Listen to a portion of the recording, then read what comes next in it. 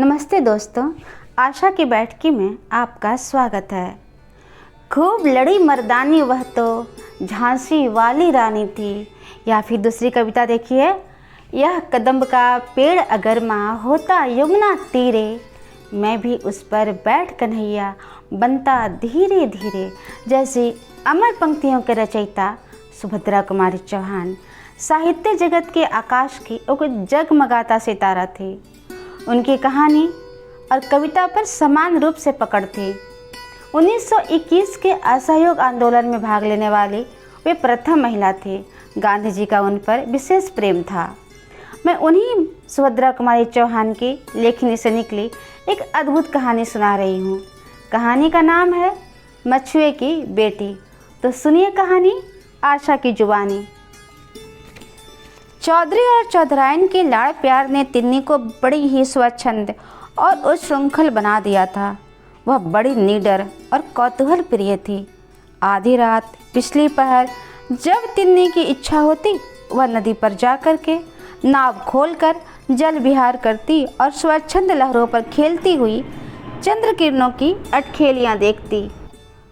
यह कन्या चौधरी की सब कुछ थी। फिर भी आज तक चौधरी उसका विवाह न कर सके थे, क्योंकि कन्या के योग्य कोई वर चौधरी को अपनी जात में दिख नहीं रहा था। इसलिए तिन्नी अभी तक कुंवारी थी। नदी के पार और उस पार से इस पार लाने की जिम्मेदारी चौधरी ने ले रखा था। उसे एक ठेका लिया हुआ था। चौधरी की अनुपस्थिति में तिन्नी अपने पिता का काम बड़ी दक्षता से करती थी। आज इतनी जल्दी कहाँ जा रही हो तिन्नी? तुम नहीं जानते क्या?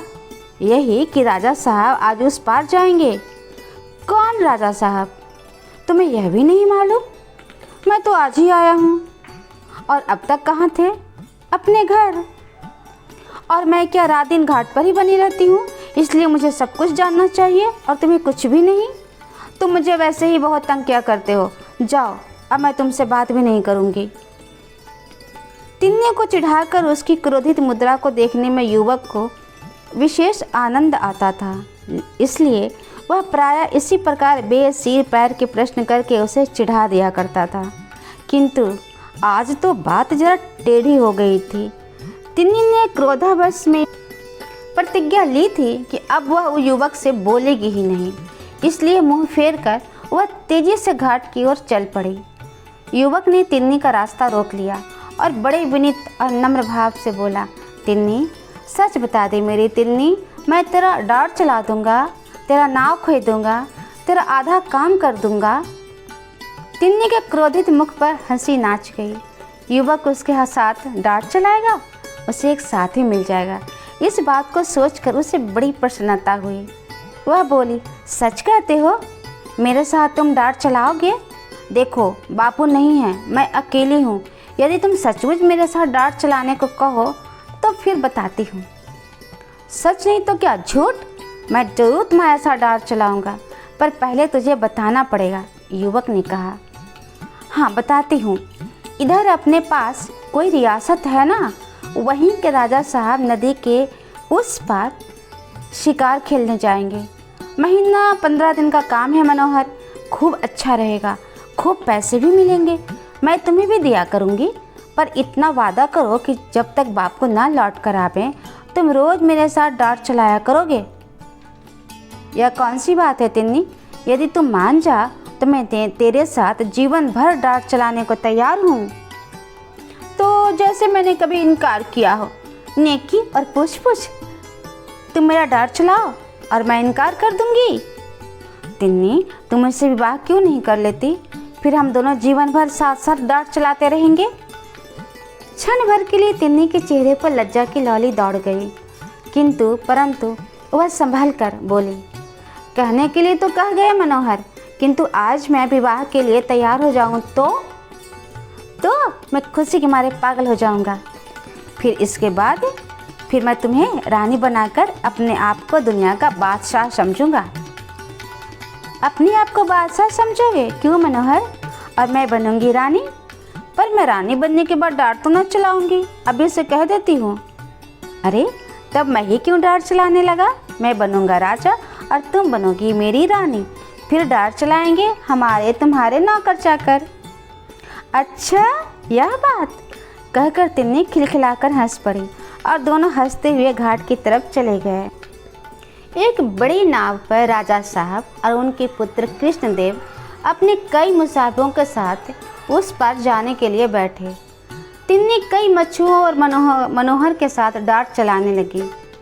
तिन्नी नाव भी खेती थी और मनोहर से हंस हंस कर बातें भी किया करती थी। वायु के झोंकों के साथ उड़ते हुए उसके काले घुंघराले बाल उसकी सुंदर मुखाकृति और भी मोहक बना रहे थे। कृष्णदेव उसके मुंह की ओर किस स्थिरता के साथ देख रहे हैं, इस ओर तिन्नी का ध्यान ही न था, किंतु राजा साहब से पुत्र की मानसिक अवस्था छिपी न रही। युवा काल में उनके जीवन में कई बार ऐसे मौके आ चुके थे। अब कृष्णदेव प्रायः प्रतिदिन जल विहार के लिए नौका पर आते। डांट चलाने का काम बहुधा तिन्नी ही किया करती। कृष्णदेव के मुख प्रेम और आकर्षण ने तिन्नी को उनकी तरफ बहुत कुछ आकर्षित कर लिया था। जिस समय कृष्णदेव नौका पर आते, उस समय अन्य मछुओं को रहते हुए भी तिन्नी स्वयं ही नौका चलाती। राजा साहब से कुछ छिपा न था। कुमार रोज जल विहार के लिए जाते हैं और तिन्नी ही नाव चलाया करती है, यह राजा साहब ने सुन लिया था। अतएव बात को इससे अधिक न बढ़ने देने के अभिप्राय से राजा साहब शिकार खेलने के एक दिन पहले ही अपने रियासत को लौट आए। जाने को तो पिता के साथ कृष्णदेव भी गए, किंतु उनका हृदय मछुए की झोपड़ी में तिन्नी के पास ही छूट गया था। रियासत पहुंचकर कृष्णदेव सदा उदास और न जाने किन विचारों में निमग्न रहा करते। शायद उन्हें रह रह कर मनोहर के भाग्य पर ईर्ष्या होती थी। वह सोचते मनोहर किस प्रकार तिन्नी के साथ बैठकर नाव चलाया करता था, तिन्नी कैसे घुल मिलकर हंसती हुई उससे बातें किया करती थी। एक मामूली आदमी होकर भी मनोहर कितना सुखी है। काश मैं भी एक मछुआ होता और तिन्नी के पास बैठकर नाव चला सकता तो कितना सुखी हो जाता। लेकिन कुम्हार किसी से कुछ भी ना कहते। हाँ, अब उन्हें आखेट में रुचि ना थी। शतरंज के वे बहुत अच्छे खिलाड़ी थे, किंतु अब मोहरों की ओर उनसे आँख उठाकर देखा भी नहीं जाता। अध्ययन से भी उन्हें बड़ा प्रेम था। उनकी लाइब्रेरी में विद्वान लेखकों की अच्छी से अच्छी पुस्तकें थीं, किंतु उन पर अब इंचों धूल जम रही थी। यार दोस्त आते घंटों छेड़छाड़ करते, किंतु कृष्णदेव में तिल भर का भी परिवर्तन ना होता। उनके अंतर जगत में कितना भयंकर तूफान उठ रहा था, यह किसे मालूम था। कृष्णदेव अपनी वेदना चुपचाप पी रहे थे, किंतु उनकी आंतरिक पीड़ा को उनकी शारीरिक अवस्था बतला रही थी। उनका स्वास्थ्य दिनों दिन गिरता जा रहा था। पिता से पुत्र की बीमारी छिपी न थी, वे सब जानते थे, किंतु वे चाहते हुए वे यह बात किसी तरह से कर नहीं सकते थे। वे सोचते थे किसी प्रकार बात दबी की दबी रह जाए, उन्हें बीच में ना पड़ना पड़े। कृष्णदेव उनका इकलौता पुत्र था। पुत्र की चिंता उन्हें रात दिन बनी रहती थी। तिन्नी के अनिंदनीय रूप और चातुर्य ने राजा साहब को आकर्षित ना किया हो सो बात ना थी, किंतु थी तो वह आखिर मछुए की ही बेटी। राजा साहब उससे कृष्णदेव का विवाह करते भी तो कैसे। एक दिन राजा साहब कृष्णदेव के कमरे में गए। उस समय वह सोए हुए थे। रोते रोते आँखों के पास गड्ढे से पड़ गए थे। चेहरा पीला पीला और शरीर सूख कर कांटा सा हो रहा था। मखमली बिछौने पर सोने वाला उनका दुलारा कृष्णदेव जमीन पर ही एक चटाई के ऊपर बिना तकिए के ना जाने किस चिंता में पड़ा पड़ा सो गया था। राजा साहब की आंखों में आंसू आ गए। वे कुछ न बोलकर चुपचाप कृष्णदेव के कमरे से बाहर निकल आए। दूसरे दिन रियासत से तिन्नी समेत चौधरी को बुलावा आया। उन्हें शीघ्र से शीघ्र उपस्थित होने की आज्ञा थी और साथ ही उन्हें लेने के लिए सवारी भी आई थी। इस घटना ने मोहल्ले भर में हलचल मचा दी। चौधरी बहुत घबराए। सोचा अवश्य ही मेरी अनुपस्थिति में इस उद्दंड लड़की ने कोई अनुचित व्यवहार कर दिया होगा। राजा साहब लगता है बहुत नाराज हैं। वरना तिन्नी समेत लाए जाने का कारण भी क्या हो सकता है। मोहल्ले वाले सभी चौधरी की समयोचित सीख देने लगे। अपनी अपनी समझ के अनुसार किसी ने कुछ कहा, किसी ने कुछ कहा। तिन्नी का हृदय कुछ और ही बोल रहा था। तिन्नी पिता के पास मोटर पर बैठने ही वाली थी कि मनोहर ने आकर धीरे से तिन्नी से कहा, कुछ तुम मुझे अपनी रानी बनाते थे, कुछ राजकुमार बनाएंगे। तिन्नी, तुम सदा ही मेरे हृदय की रानी रही हो और रहोगे। आज ऐसी बातें क्यों करती हो? कैसे? बिना विवाह हुए ही मैं तुम्हारी या तुम्हारे हृदय की रानी कैसे बन सकती हूँ? तिन्नी ने रुखाई से पूछा। तिन्नी, रानी बनने के लिए विवाह थोड़े जरूरी है। जिसे हम प्यार करें वही हमारी रानी। तिन्नी का चेहरा तमतमा गया। बोली, धत, मैं ऐसी रानी नहीं बनना चाहती।